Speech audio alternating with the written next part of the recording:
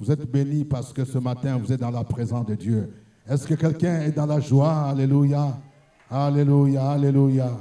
Nous, les rachetés de Jésus, pluie ou pas pluie, nous venons chercher la face de Dieu. Parce que nous savons que le salut se trouve en Jésus. La Bible déclare qu'il n'y a de salut en aucun autre, car il n'y a sous le ciel aucun autre nom qui nous a été donné parmi les hommes, par lequel nous devrions être sauvés. C'est le nom de Jésus. On n'a plus besoin de sacrifices, on n'a plus besoin de moutons, on n'a plus besoin de taureaux, parce que Jésus a tout accompli sur la croix de Golgotha. Il mérite la gloire. Ce matin, nous allons lire dans le livre de Jacques. Jacques chapitre 5, verset 13. Jacques chapitre 5, le verset 13.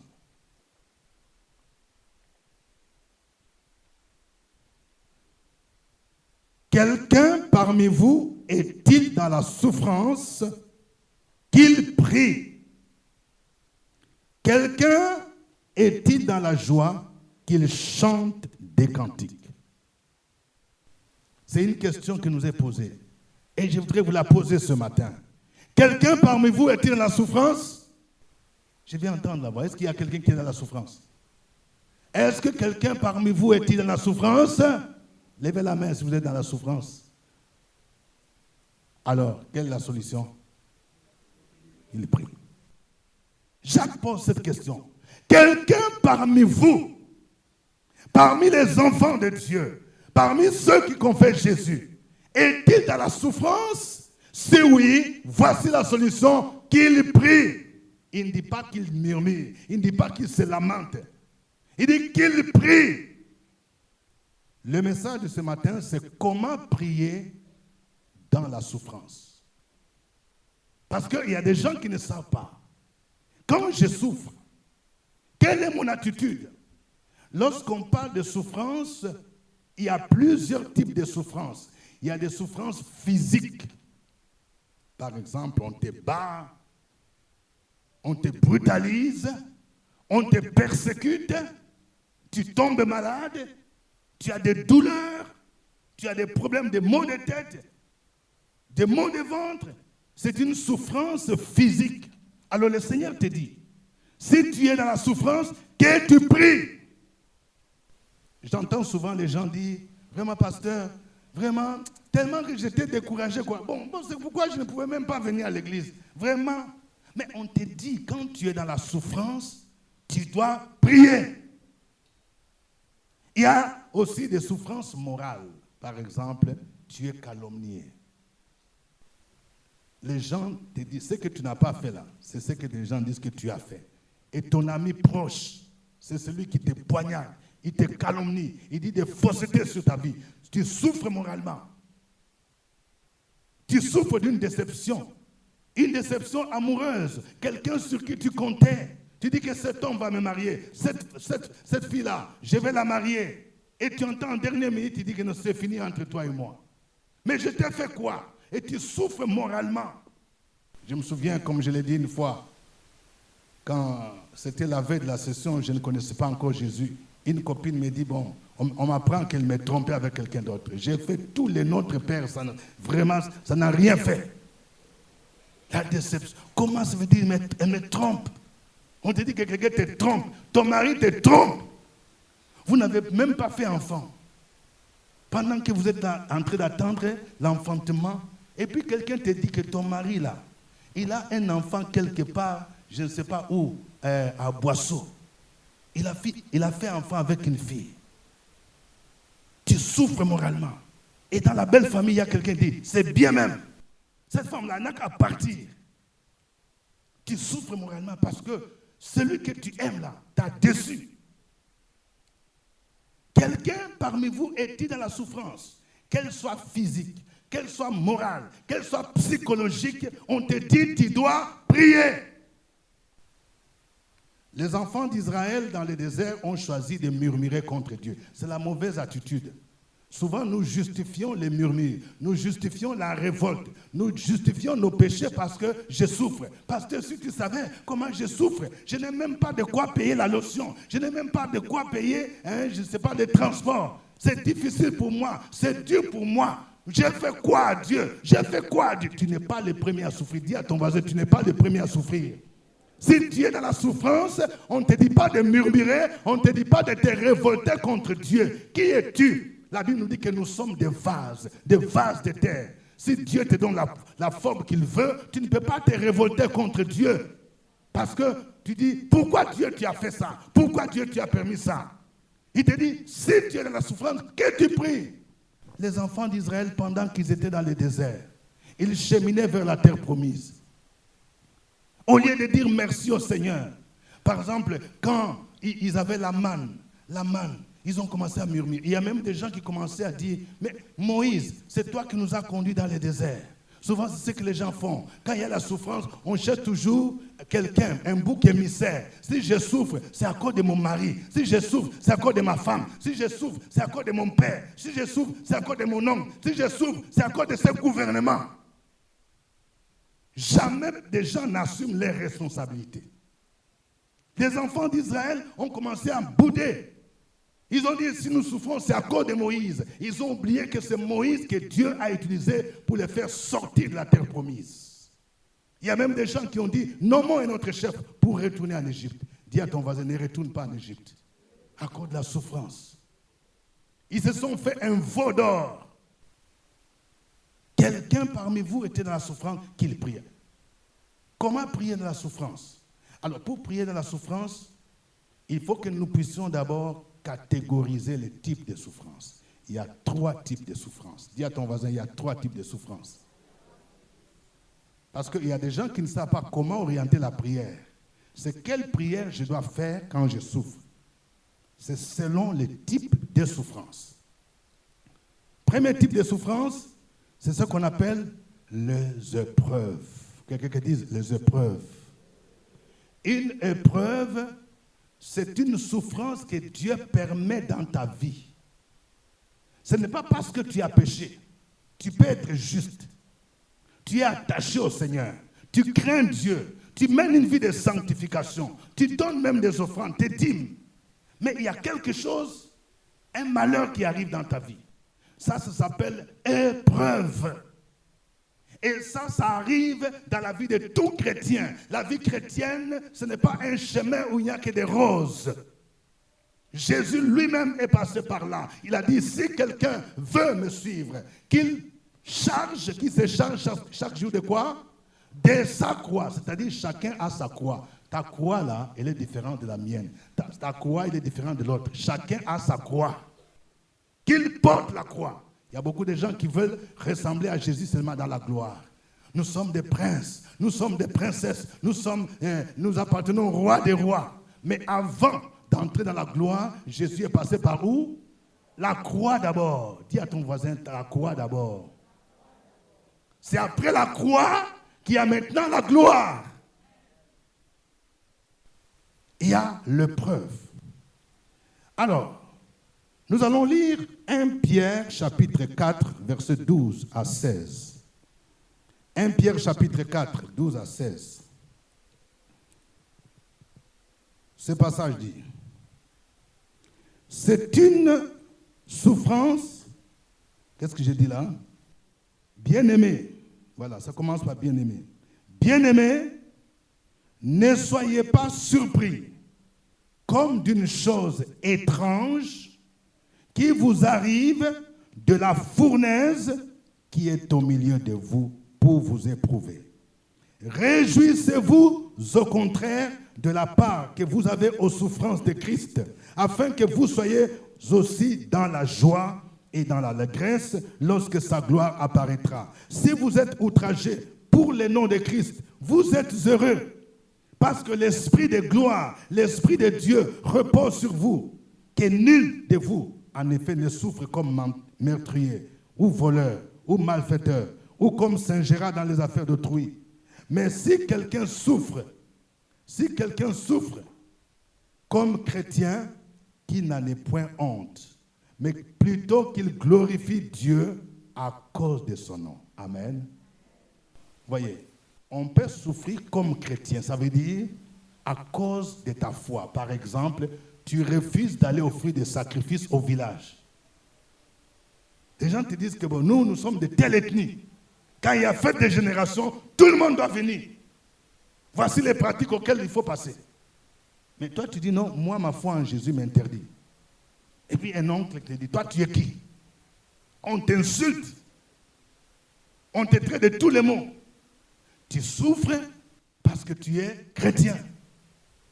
Les gens te disent, bon, voilà, pour que tu puisses réussir ton concours à l'ENA, tu es une jeune fille là, il faut sortir avec tel monsieur. Voilà. Tu es sa maîtresse. Il dit, c'est ce que tout le monde fait.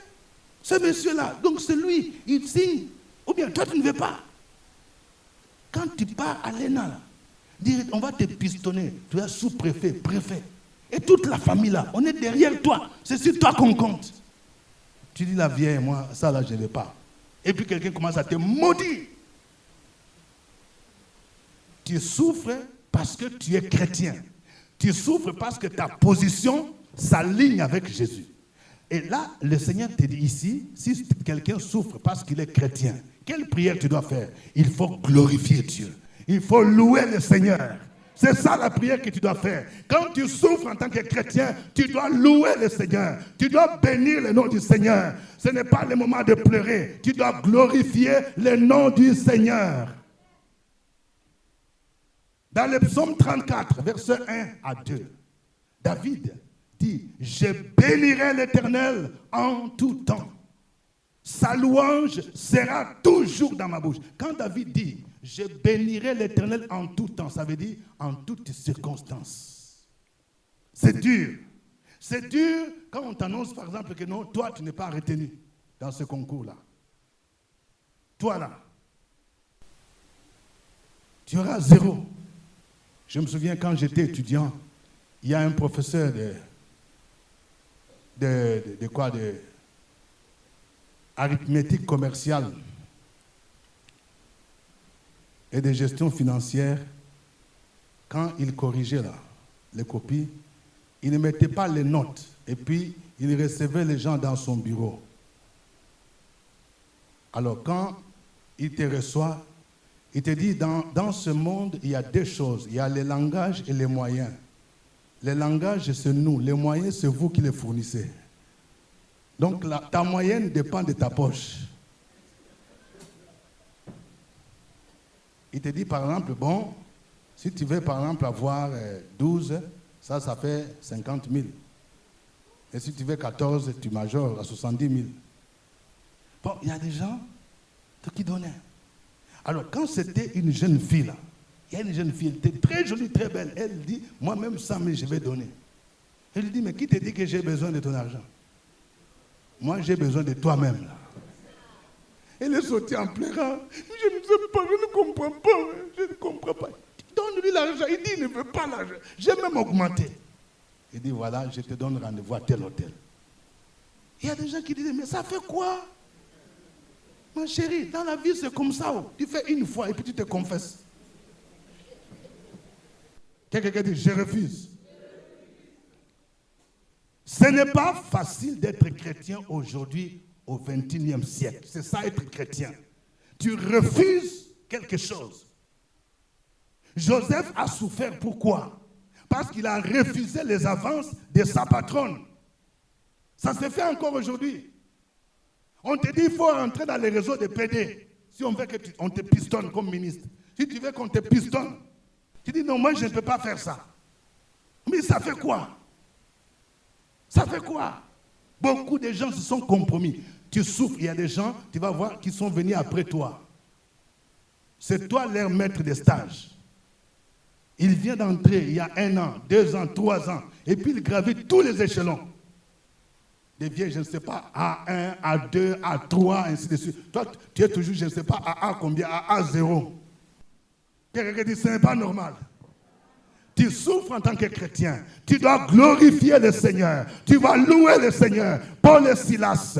La Bible déclare qu'ils étaient arrêtés en plein ministère, vers le milieu de la nuit. parce qu'ils ont chassé un esprit impur. Ils ont prêché la bonne nouvelle. On les a arrêtés dans la prison intérieure. Paul et Silas n'ont pas commencé à dire, Seigneur, pourquoi tu fais ça? Nous, on ne va plus prêcher. Nous, on ne va plus aller à l'église. La Bible déclare, vers le milieu de la nuit, ils ont commencé à louer le Seigneur. Ils ont commencé à chanter des cantiques. Et la Bible déclare, tout à coup, il se fit un grand tremblement de terre. Je vais dire à quelqu'un, quand tu souffres pour la cause du Seigneur, loue ton Dieu, parce que la grâce de Dieu est sur toi. Le Seigneur ne va pas t'abandonner, il va te délivrer. Loue ton Dieu, comme Paul et Silas, il y aura un tout à coup, la puissance de Dieu va venir et Dieu te délivrera. Amen.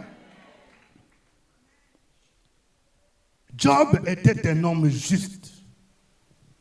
Quand nous lisons l'histoire de Job, chapitre 1, versets 1 à 3, la Bible nous dit qu'il y avait dans le pays d'Uz un homme qui s'appelait Job. Quelqu'un dit Job. Cet homme était intègre et droit. Ce n'est pas quelqu'un qui battait sa femme, comme quelqu'un qui font. Ce n'est pas quelqu'un qui trompait sa femme. Ce n'est pas quelqu'un qui chaque week-end allait boire. On dit cet homme était intègre et droit. Il craignait Dieu et se détournait du mal. Il lui naquit 7 fils et 3 filles. Il possédait 7000 brebis. Quelqu'un dit 7000 brebis. Toi, tu as combien? Il y a des gens qui se disent riches. Tu ne sais même pas parce qu'il a 50 brebis. Dis-moi, je suis riche. Job avait 7000, hein? 7000 brebis, 3000 chameaux. Quelqu'un dit 3000 chameaux. Je ne sais pas si quelqu'un connaît le prix d'un chameau. Allez vers l'Afrique de l'Est, vous verrez. Un chameau. 500 paires de bœufs. Un bœuf coûte combien? Il y a un ami qui m'a dit à Bondoukoula, pendant la période de Tabaski, il a vendu un bœuf à 500 000 francs. Et quelqu'un lui a dit que non, si pendant la Tabaski tu venais à Abidjan, c'est 900 000. Il y avait 500 paires de bœufs. Ça veut dire combien? 1000.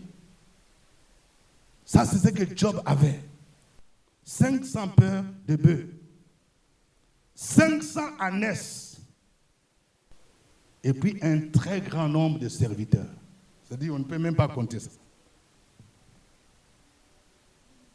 Et cet homme a perdu tout ça en un seul jour. Et ses 10 enfants, ils sont décédés dans la même période. Bon, quand c'est comme ça, on se pose des questions. Dieu, pourquoi tu as permis ça? Je me souviens un jour quand j'annonçais la mort de quelqu'un. C'est une sœur qui se trouve en Occident. Elle a réagi de manière bizarre. Elle dit, hé Dieu, c'est des gens comme ça qui vont mourir au lieu que tel puisse mourir.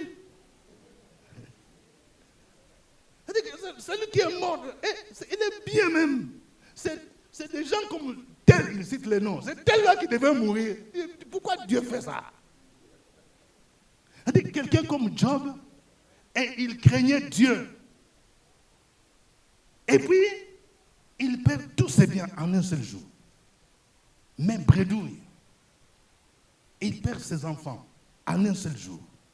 Comment expliquer cela? Ça s'appelle épreuve. Quelqu'un dit épreuve.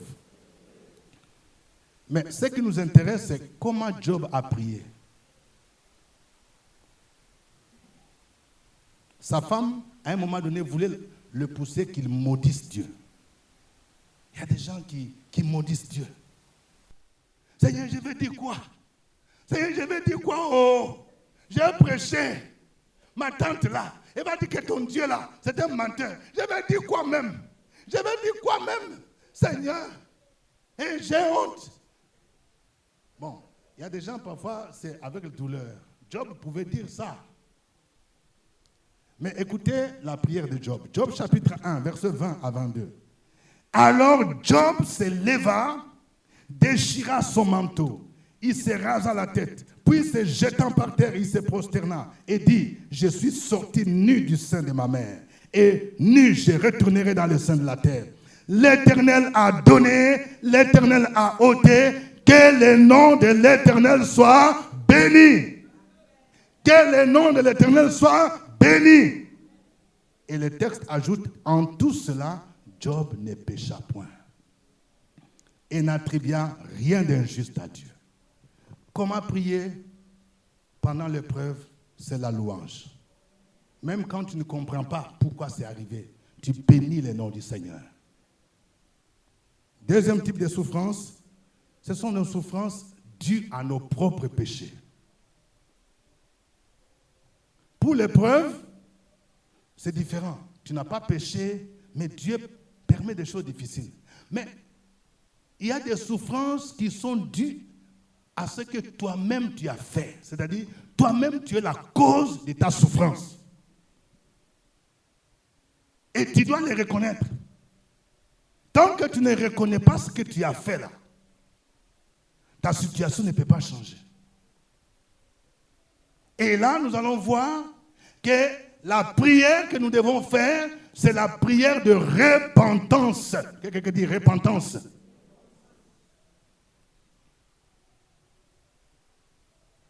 Deux Chroniques chapitre 7, versets 13 à 14. Deux Chroniques 7, 13 à 14. Quand je fermerai le ciel et qu'il n'y aura point de pluie, quand j'ordonnerai aux sauterelles de consumer le pays, quand j'enverrai la peste parmi mon peuple, si mon peuple, sur qui est invoqué mon nom, s'humilie, prie et cherche ma face, s'il se détourne de ses mauvaises voies, je l'exaucerai des cieux.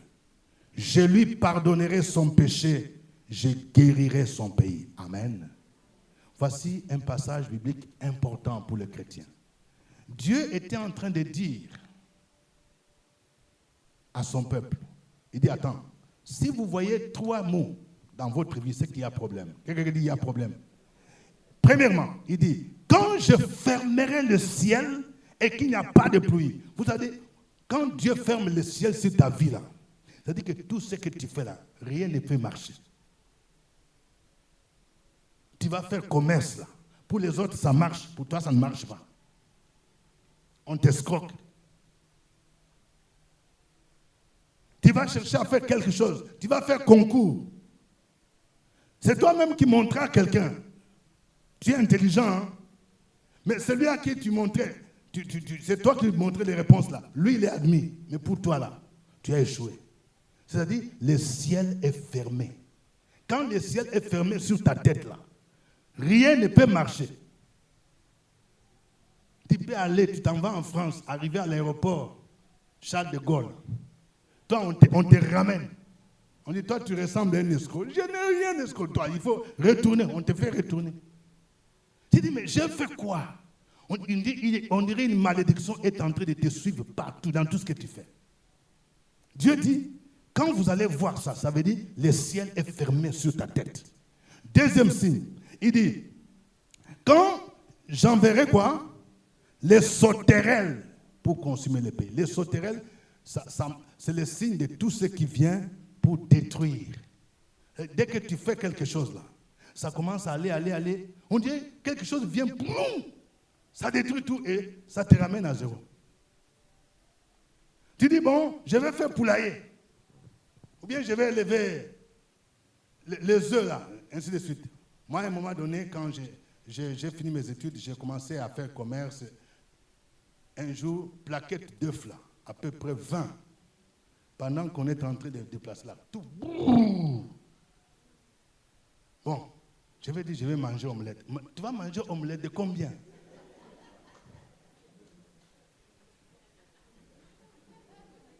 C'est vous me faire réfléchir. Tout est détruit. Une plaquette d'œufs là, c'est combien d'œufs? 30. Maintenant, 10, c'est combien? 3. Tu vas faire omelette de 300. Ça sera comment? Donc, les sauterelles spirituelles fait que quand tu fais quelque chose là, tout est détruit. Tu ne comprends rien. Troisième signe. Dieu dit, quand j'enverrai la peste c'est la maladie. Il y a des maladies qui sont dues au péché. Il y a des gens là, tu es jeune, tu n'as même pas encore 40 ans. Le mot de dos. Demande à ton voisin, où est venu le mot de dos là? Il y a des mots de dos qui viennent d'impudicité. Un petit garçon, mot de dos. Ça, c'est maladie de vieux. Oh, ton mot de dos. Où est venu mot de dos? Tu étais où? Mot de dos. Quelqu'un dit, soyons sérieux. Il y a des problèmes que nous-mêmes. Je me souviens, il y a une jeune fille qui devait aller avorter. Et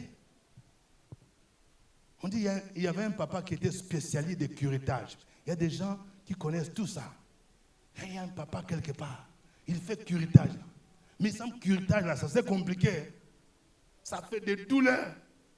Et puis il était obligé de dire, papa, ça n'a pas marché. Ça n'a pas marché. Quoi qu'il n'ait pas marché? Non, le ventre là, quoi? Il était obligé de dire, on m'a fait curettage. Les gens n'ont pas peur. Vous petites filles là. Faites attention avec grossesse. Hein? On dit, il y a un papa, même quand tu as grossesse là, il va faire curettage. Tu connais le curettage, comment on fait? Tu risques de perdre ta vie dedans. Il ne faut pas t'amuser avec les péchés. Alors, Dieu dit, si vous allez voir, si vous voyez ces 3 signes, le ciel est fermé. Il n'y a pas de pluie. Les sauterelles détruisent tout ce que tu fais. La peste, des maladies qui s'abattent. C'est qu'il fait ce qu'il faut faire ce quoi. Il dit, si mon peuple, ce qui est invoqué mon nom, fasse quoi? S'humilie. Vous voyez la prière de repentance? Il ne faut pas fermer les poings pour commencer à frapper des démons. Le démon ne va pas fuir pendant que tu as péché. Donc je te boxe. Esprit de mari de nuit, esprit de mort, je te boxe. Mari de nuit, tu ne vas pas me boxer. Toi là, on se connaît. Au lieu de boxer le démon là, la prière que tu dois faire, c'est de t'humilier. Tu te mets à genoux. Si mon peuple s'humilie, prie, cherche ma face. Tu cherches la face de Dieu. Et on dit, il se détourne de ses mauvais. C'est ça la repentance. C'est-à-dire, je reconnais mon péché. Je m'humilie devant Dieu. Je reconnais ce que je fais. Et je me détourne. Mais détourner, c'est quoi? Prendre la décision d'abandonner. Il y a des gens qui programment même péché là. Bon, je pêche. Bon, mais vendredi, tu as rendez-vous. Bon, je pêcherai encore vendredi. Et puis dimanche, je me confesserai. C'est trop facile ça. Dis à ton voisin, c'est trop facile. La Bible nous dit, dans Proverbe 28, verset 13, Proverbe 28, verset 13, celui qui cache ses transgressions ne prospère point. Mais celui qui les avoue et les délaisse obtient miséricorde. Les gens qui vivent dans l'impudicité, là, dans l'immoralité, l'une des choses, quand tu veux abandonner ça, c'est de faire quoi? C'est d'effacer tous les numéros, les contacts. Mais pourquoi tu gardes encore les contacts de quelqu'un avec qui tu sortais? Ça fait quoi dans ton téléphone? Pour qu'il t'appelle encore? Pour que tu lui souhaites joyeux anniversaire? Soyons sérieux. Quelqu'un dit soyons sérieux. Il y a des gens qui effacent. La repentance, c'est ça. La repentance exige la réparation. Quand tu as fait souffrir l'argent, les gens, tu as l'argent des gens, ou bien tu as escroqué, la repentance, ça veut dire quoi? Il faut remettre l'argent d'autrui. Il faut remettre. C'est ça la repentance. Regardez Zachée. Zachée, il était l'un des chefs collecteurs d'impôts. Il s'est enrichi de manière illicite. Mais quand Zachée a rencontré Jésus, il a posé des actes de repentance. Il a dit, je vais partager mes biens avec les pauvres. Et si j'ai pris de l'argent ou bien des biens de quelqu'un, je vais remettre. Même 10 fois, même le double. C'est ça la repentance. La prière de repentance. Maison de gloire, le Seigneur m'a dit de vous avertir. Vous qui vous amusez dans le péché en cachette. Pendant la semaine, vous êtes dans la compromission. Ici, vous venez comme des agneaux. Si vous ne vous repentez pas, attention, les jugements de Dieu risquent de vous frapper. La Bible nous dit, on ne se moque pas de Dieu. Je ne comprends pas pourquoi ma vie ne marche pas, pourquoi je ne me marie pas, pourquoi pour les autres. Mais entre-temps, tu sais ce que tu fais. Comment tu peux être chrétien, en même temps tu as encore des fétiches de tes parents? Tu as encore des canaries. Ça, c'est quel chrétien là? La repentance veut dire quand je viens à Jésus, je me répands, je demande pardon. Et si j'ai des canaries, j'ai des fétiches, des choses que j'ai, je les amène, on les brûle et je me débarrasse de cela.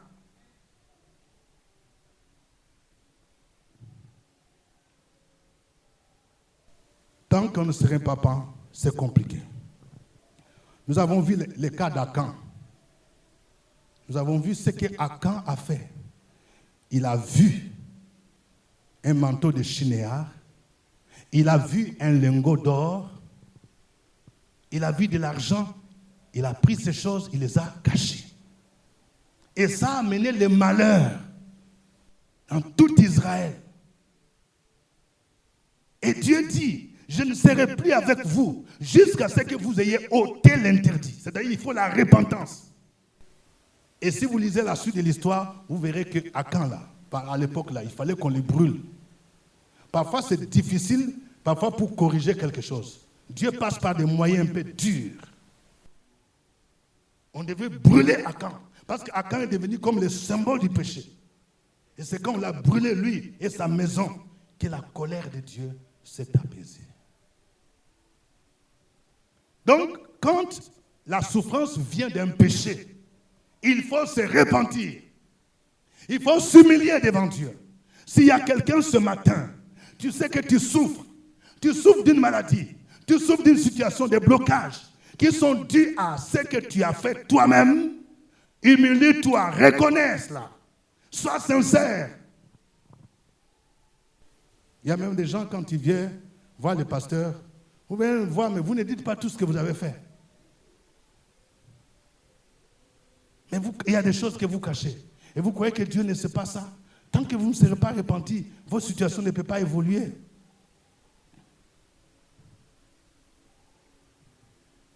Il y avait une femme dans l'église, je pense de Thyatire, qui s'appelait Jézabel. Quelqu'un qui dit Jézabel?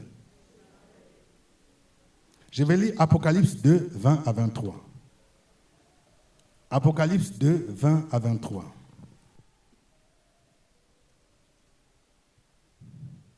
Mais ce que j'ai contre toi, c'est que tu laisses la femme Jézabel, qui se dit prophétesse, enseigner et séduire mes serviteurs pour qu'ils se livrent à l'impudicité et qu'ils mangent des viandes sacrifiées aux idoles. Je lui ai donné du temps afin qu'elle se repentît.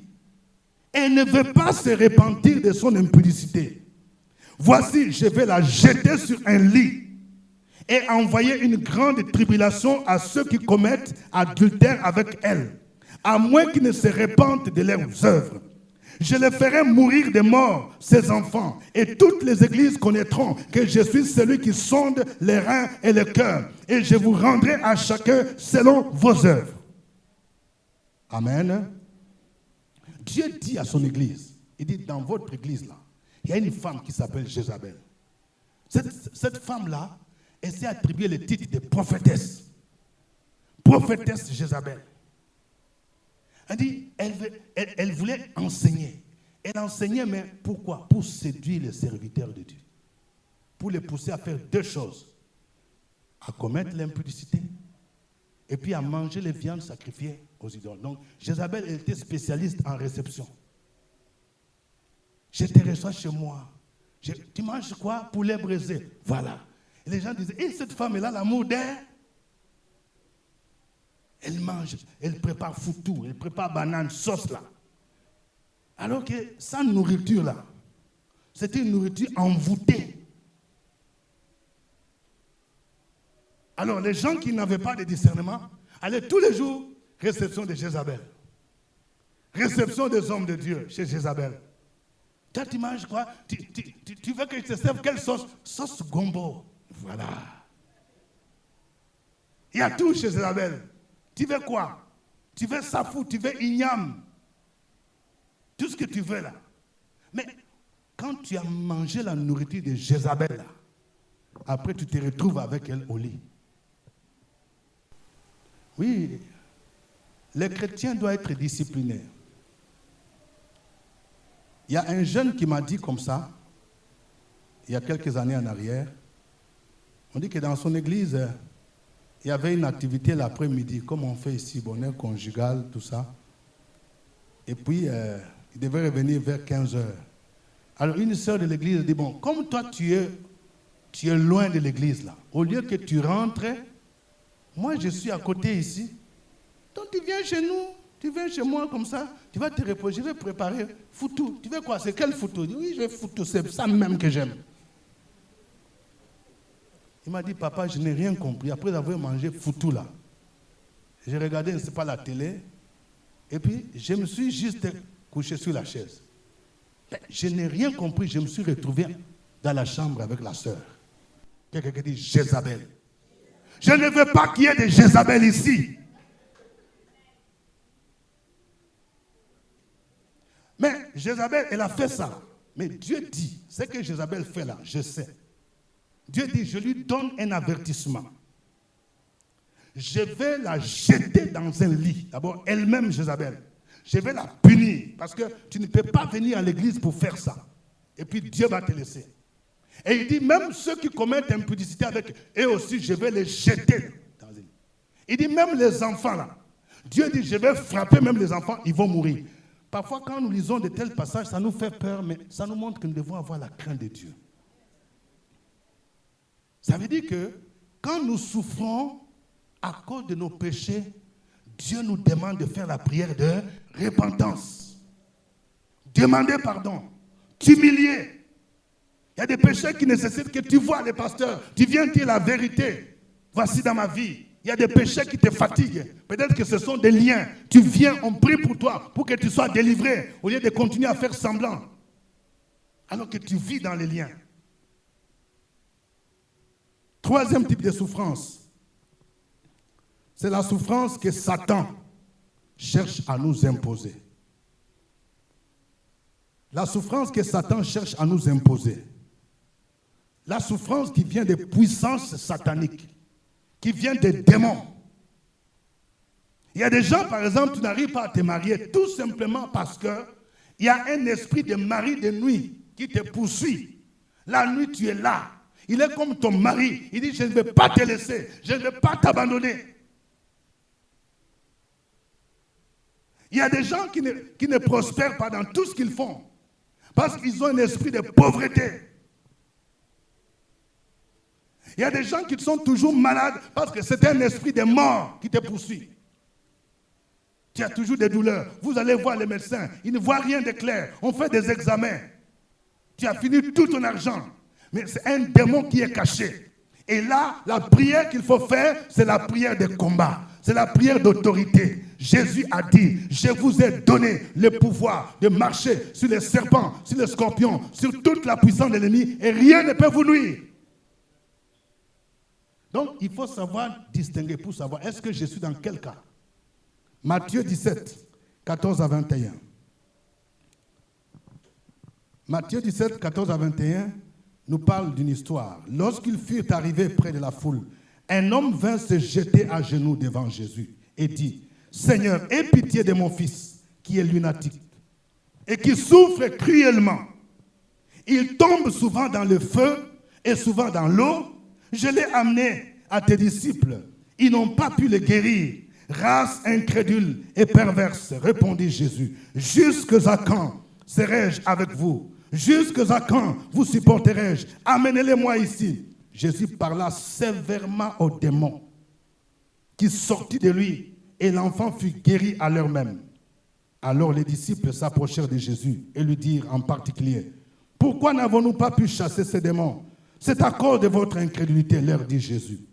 Je vous le dis en vérité, si vous avez de la foi comme un grain de sénévé, vous diriez à cette montagne, transporte-toi d'ici, et elle se transporterait. Rien ne vous serait impossible. Mais cette sorte de démon ne sort que par la prière et par le jeûne. Amen. Vous voyez, la Bible nous dit que cet enfant-là, il souffrait cruellement. C'est-à-dire, quand la douleur venait là, il y a quelque chose qui poussait l'enfant à se jeter dans le feu. Vous imaginez un enfant qui se jette dans le feu? Il se brûle.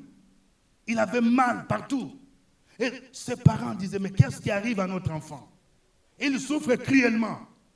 Ils l'ont apporté chez les disciples de Jésus. Les disciples n'ont pas pu faire quelque chose. Mais quand ils l'ont amené à Jésus, lui le maître, lui le roi des rois, lui qui a le nom qui est au-dessus de tout nom, lui qui détient tout pouvoir dans le ciel, sur la terre et sous la terre, il a détecté que cette souffrance-là venait d'un démon.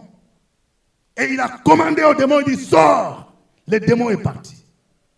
Et en même temps, l'enfant fut restauré. Et il y a des souffrances qui viennent des démons. Et nous devons être conscients de la réalité de combat spirituel. Réalité de combat spirituel. Il y a des gens, par exemple,